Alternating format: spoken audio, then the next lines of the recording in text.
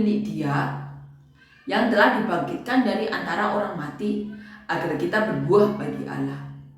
Sebab waktu kita masih hidup di dalam daging, hawa nafsu dosa yang dirangsang oleh hukum Taurat bekerja dalam anggota-anggota tubuh kita agar kita berbuah bagi maut. Tetapi sekarang kita telah dibebaskan dari hukum Taurat sebab kita telah mati bagi Dia yang mengurung kita, sehingga kita sekarang melayani dalam keadaan baru menurut roh dan bukan dalam keadaan lama menurut hukum Taurat. Jadi demikian apakah yang hendak kita katakan? Apakah hukum Taurat itu dosa? Sekali-kali tidak, sebaliknya. Justru oleh hukum Taurat aku telah mengenal dosa. Karena aku juga tidak tahu apa itu keinginan kalau hukum Taurat tidak mengatakan jangan mengingini. Tetapi dalam perintah itu dosa mendapat kesempatan untuk membangkitkan di dalam diriku rupa-rupa keinginan. Sebab tanpa hukum Taurat dosa mati. Dahulu aku hidup tanpa hukum Taurat, akan tetapi sesudah datang perintah itu dosa mulai hidup. Sebaliknya aku mati, dan perintah yang seharusnya membawa kepada hidup ternyata bagiku justru membawa kepada kematian. Sebab dalam perintah itu dosa mendapat kesempatan untuk menipu aku, dan oleh perintah itu ia membunuh aku. Jadi hukum Taurat adalah kudus dan perintah itu juga adalah kudus, benar dan baik. Arti hukum Taurat. Di sini Paulus mengajarkan arti dari hukum Taurat. Kita tahu kemarin Paulus mengajarkan mengenai dua macam perhambaan, yaitu perhambaan kepada dosa dan kepada kebenaran. Di sini Paulus mengajar apa itu hukum Taurat. Paulus mengatakan hukum Taurat itu kudus dan perintah itu juga kudus, benar dan baik. Tetapi manusia kita tahu apabila ada perintah cenderung untuk melanggar. Dan dikatakan bahwa oleh karena perintah hukum Taurat ya, mereka jadi tahu bahwa perintah hukum Taurat itu kalau mereka mengingini, yaitu mengingini milik orang lain, itu jadi dosa. Mereka tahu itu, mereka jadi tahu mana yang benar, mana yang salah.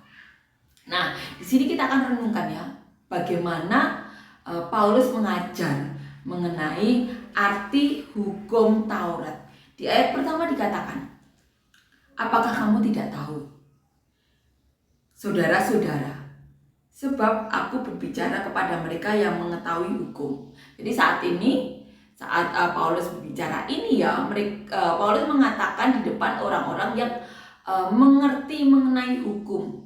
Dikatakan, sebab aku berbicara kepada mereka yang mengetahui hukum, bahwa hukum berkuasa atas seseorang selama orang itu hidup. Ini yang dikatakan Paulus. Apakah kamu tidak tahu, saudara-saudaraku, bahwa hukum berkuasa atas seseorang selama itu hidup? Ini pertanyaannya yang diajukan Paulus. Sebab seorang istri terikat oleh hukum kepada suaminya selama suaminya itu hidup. Akan tetapi apabila suaminya itu mati, bebaslah ia dari hukum yang mengikatnya kepada suaminya itu. Saat memberi pertanyaan ini ya mengenai bahwa hukum itu berkuasa atas seseorang selama orang itu hidup, Paulus memberikan perumpamaan ya, atau memberikan gambaran mengenai seorang istri yang terikat kepada hukum, bahwa dia harus taat ya, terikat kepada suaminya selama suaminya itu hidup. Tetapi apabila suaminya meninggal ya, Paulus mengatakan bebaslah istri itu dari hukum yang mengikatnya selama suaminya itu hidup.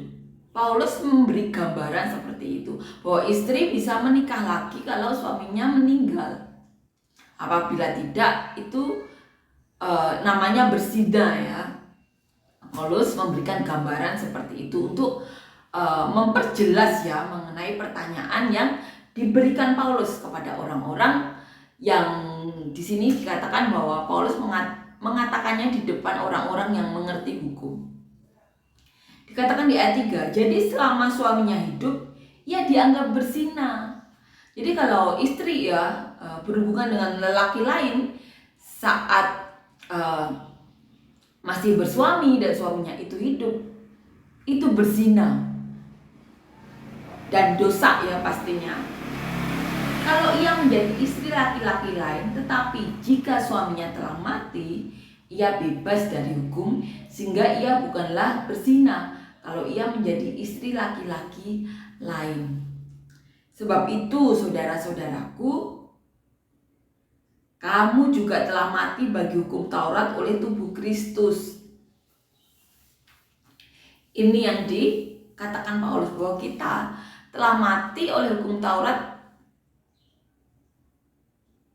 bagi hukum Taurat oleh tubuh Kristus, supaya kamu menjadi milik orang lain, yaitu milik Dia. Jadi kita itu mati oleh hukum Taurat. Di sini dikatakan oleh tubuh Kristus supaya kamu menjadi milik orang lain, yaitu milik Dia. Jadi karena hukum Taurat itu ada, dan ini ya, kita tahu bahwa mana yang dosa, mana yang tidak. Jangan membunuh, jangan mengingini keinginan memiliki jangan mengingini milik orang lain. Hormatilah ayah dan ibumu. Apabila kita melanggar hukum Taurat tersebut, kita itu mati di bawah hukum Taurat. Tetapi karena kita telah ditebus oleh tubuh Kristus dan kita dibangkitkan oleh Allah dalam Kristus Yesus itu ya, kita menjadi milik Dia. Jadi kita itu umat tebusan. Kita tuh bukan milik diri kita lagi, tapi kita tuh miliknya Tuhan Yesus. Hukum itu memang membuat kita tahu mana yang berdosa, mana yang tidak. Seperti kita gambarkan ya, saat belum ada hukum Taurat, di sisi dunia lain ya, kita tahu kanibalisme ada ribuan tahun yang lalu dan mereka tidak tahu itu berdosa. Tetapi sekarang setelah ada hukum Taurat dan membunuh itu berdosa, mengingini keinginan orang lain itu juga berdosa, kita tidak menghormati orang tua itu juga berdosa, kita menyembah Allah lain itu berdosa. Kita telah mati di bawah hukum Taurat tersebut. Karena apa? Karena upah dosa itu kan maut. Jadi kita itu telah mati di bawah hukum Taurat. Tetapi oleh tubuh Kristus kita itu ditebus. Makanya kita menjadi milik Dia. Kita tuh miliknya Allah. Kita tuh milik kepunyaan Allah. Kenapa? Karena kita telah ditebus oleh Tuhan Yesus.